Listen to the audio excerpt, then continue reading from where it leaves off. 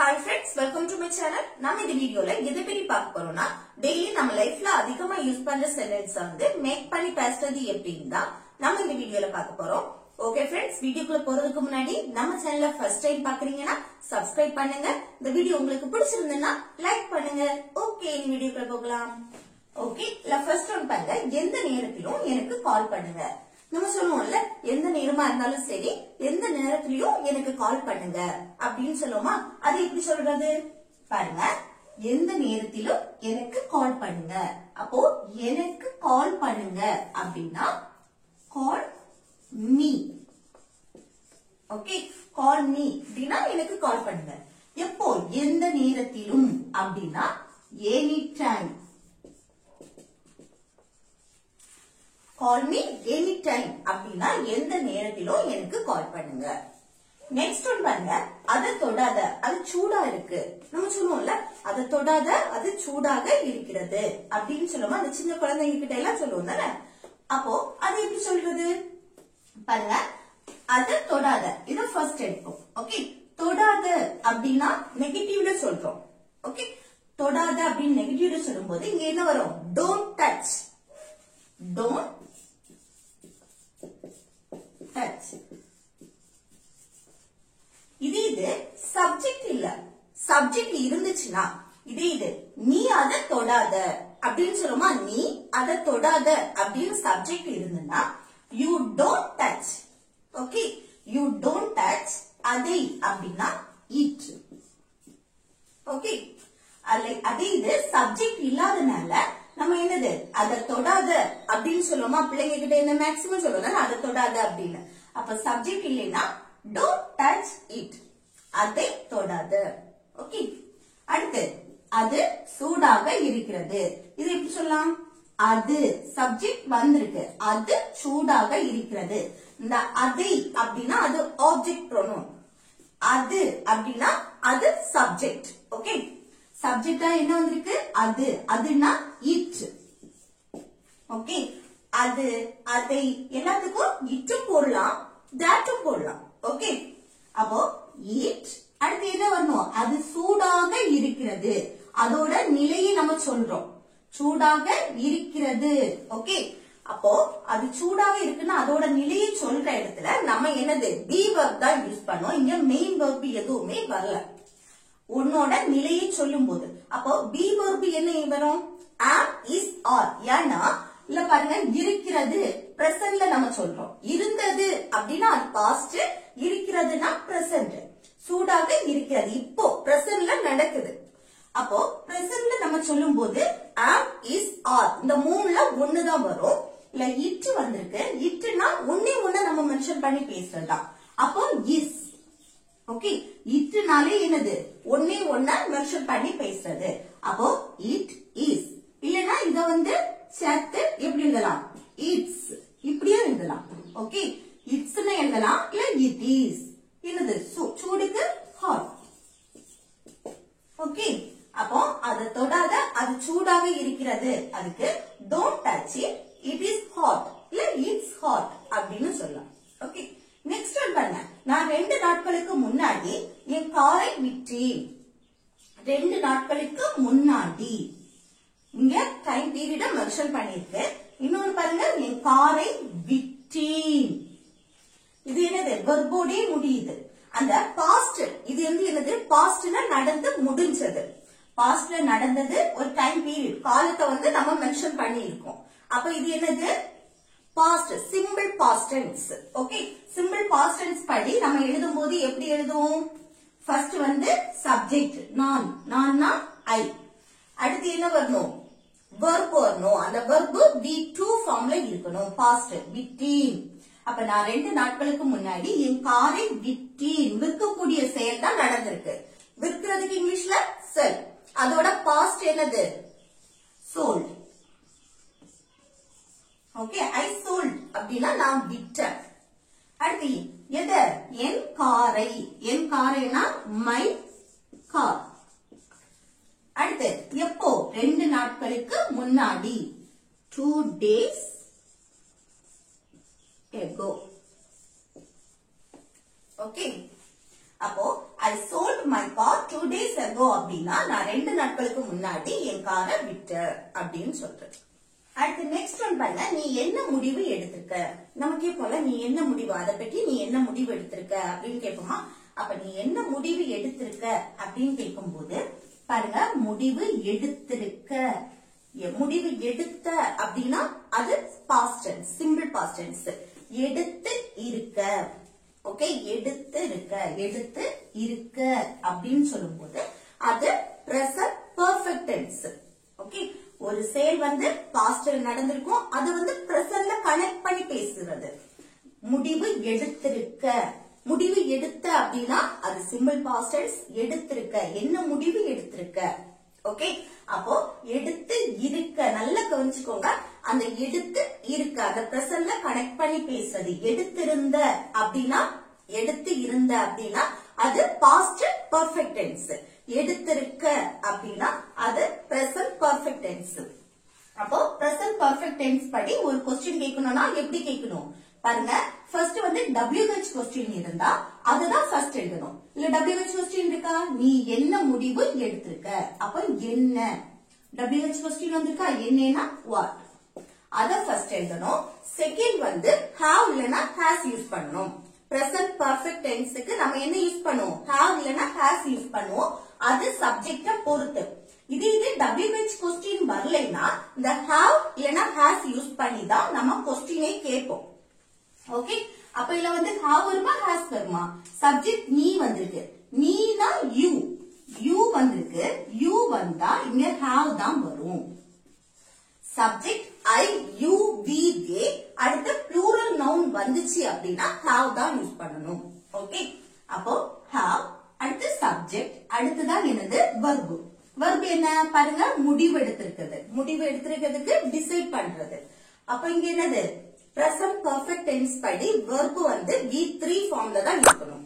அப்போ அந்த V3 ஃபார்ம்ல எப்படி, முடிவு எடுத்திருக்க, அப்போ முடிவு எடுக்கிறதுக்கு decide, அதோட V3 ஃபார்ம் வந்து decided. Okay, decided.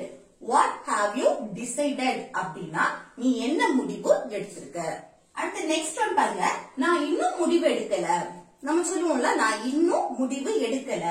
அப்போ இன்னும் ஒரு செயல் நடக்கல அப்படின்னு சொல்லும் போது, இன்னும் ஒரு செயல் நம்ம பண்ணல, இன்னும் அந்த செயல் நடக்கல அப்படின்னா அத வந்து பிரசன்ட் பெர்ஃபெக்ட் டென்ஸ்ல தான் நம்ம மேக்ஸிமம் சொல்லுவோம்.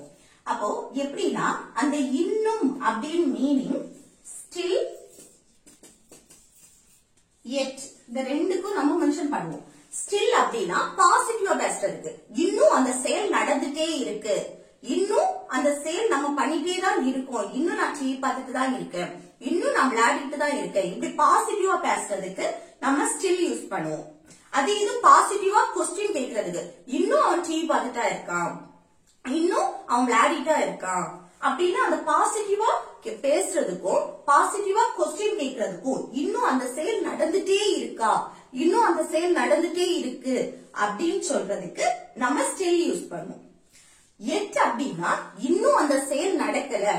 ஓகே, இன்னும் ஒரு செயல் நம்ம பண்ணல, நடக்க வேண்டியது, ஆனா இன்னும் அந்த செயலை நம்ம பண்ணல. அப்போ இன்னும் அப்படின்னா yet. இன்னும் அந்த செயல் நடக்கவில்லையா, நெகட்டிவா क्वेश्चन கேக்குறதுக்கும், இன்னும் அந்த செயல் நடக்கலன்னு நெகட்டிவா பேசுறதுக்கும் yet யூஸ் பண்ணுவோம். ஆனா அந்த நெகட்டிவா பேசுறதுக்கு ஸ்டில் யூஸ் பண்ணுவோம், ஆனா மேக்ஸிமம் நம்ம வந்து yet யூஸ் பண்ணுவோம். ஓகே, ஸ்டில் யூஸ் பண்ணாலும் தப்பு கிடையாது. நெகட்டிவா பேசுறதுக்கு ஸ்டில் யூஸ் பண்ணாலும் தப்பு கிடையாது, ஆனா பாசிட்டிவா பேசுறதுக்கு நம்ம ஸ்டில் தான் யூஸ் பண்ணுவோம். ஓகே, அப்போ இத பாருங்க, நான் இன்னும் முடிவு எடுக்கல, அப்ப நெகட்டிவா பேசுறோம், இன்னும் அந்த செயல் நடக்கல அப்படின்னு சொல்றோம். அப்ப இத வந்து பிரசன்ட் பெர்ஃபெக்ட் டென்ஸ் படி இன்னும் ஒரு செயல் நடக்கல அப்படின்னு நம்ம நெகட்டிவா பேசுறோம் அப்படின்னா அத மேக்ஸிமம் பிரசன்ட் பெர்ஃபெக்ட் டென்ஸ்ல தான் சொல்லுவோம். அப்போ இன்னும் அந்த செயல் நடக்கலன்னு சொல்லும் போது அது எப்படி சொல்றது, பிரசன்ட் பெர்ஃபெக்ட் டென்ஸ் படி நெகட்டிவா சொல்லணும். அப்போ ஃபர்ஸ்ட் என்ன வரணும், சப்ஜெக்ட். சப்ஜெக்ட் என்ன, நான், நான்னா ஐ.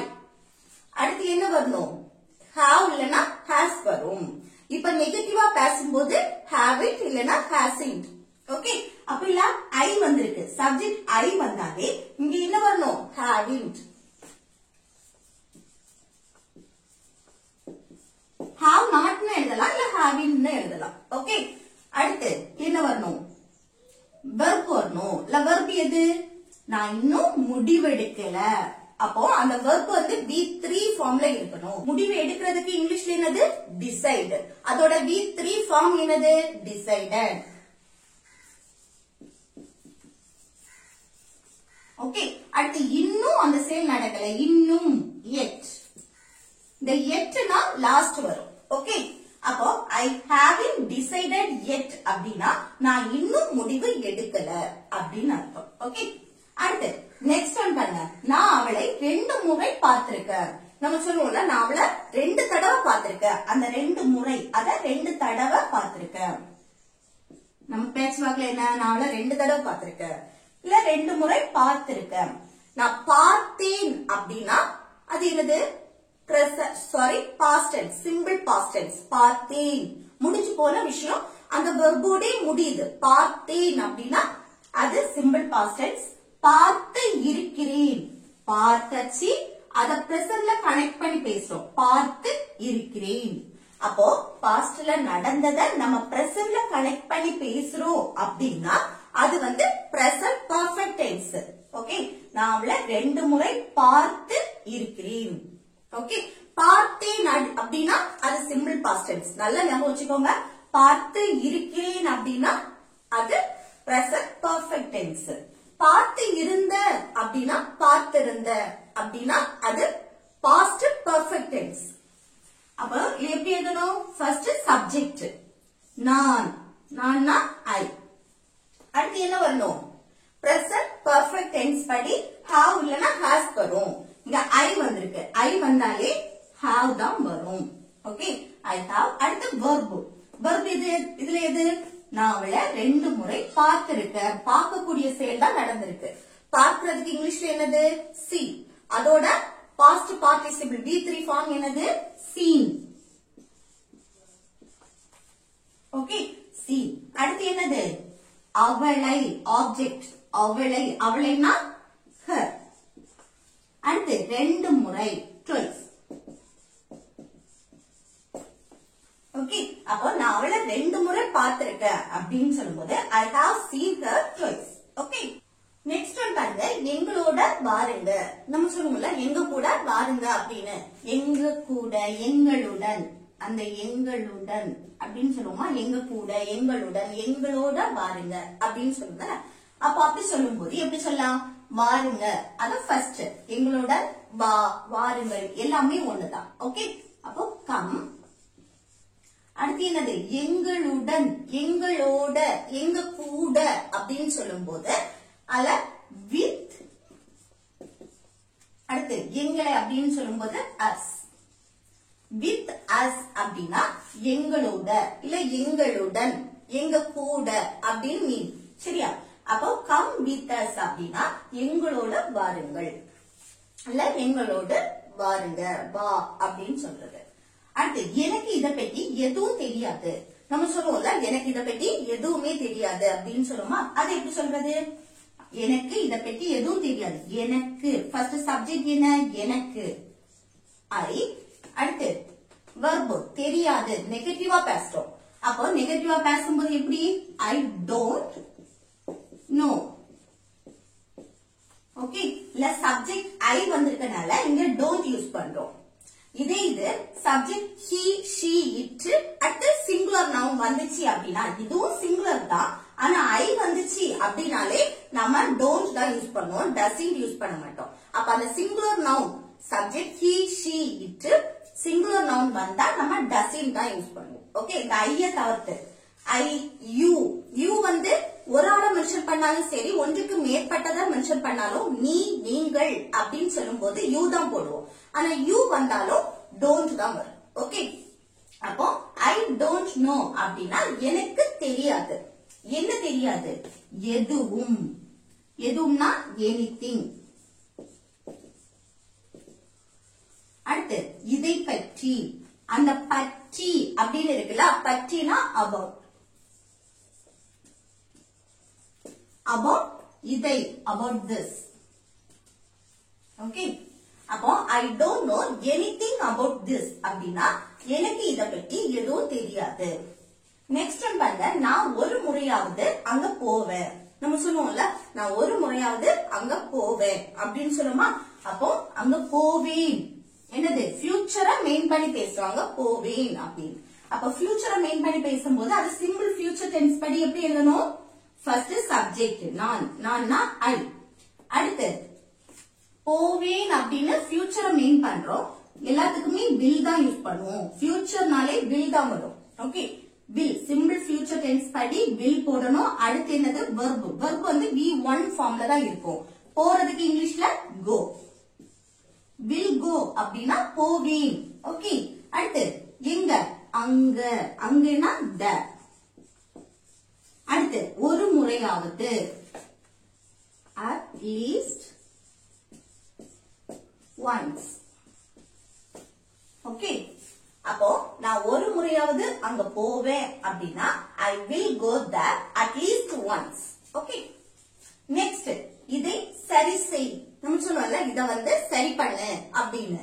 அப்ப இத சரி செய்யறதுக்கு fix. அடுத்து இதைனா this. ஓகே, அப்போ இதை சரி செய் அப்படின்னா fix this. அடுத்து நெக்ஸ்ட் ஒன் பாருங்க, இதை அவனிடம் சொல்லாதே. இதை எப்படி சொல்றது, இதை எப்படி சொல்றதுன்னு கமெண்ட் பாக்ஸ்ல கமெண்ட் பண்ணுங்க. ஓகே ஃப்ரெண்ட்ஸ், இந்த வீடியோ உங்களுக்கு யூஸ்ஃபுல்லா இருக்கும்னு நினைக்கிறேன். யூஸ்ஃபுல்லா இருந்துச்சுன்னா இந்த வீடியோக்கு லைக் பண்ணுங்க, உங்க ஃப்ரெண்ட்ஸுக்கு ஷேர் பண்ணுங்க. Okay, thank you.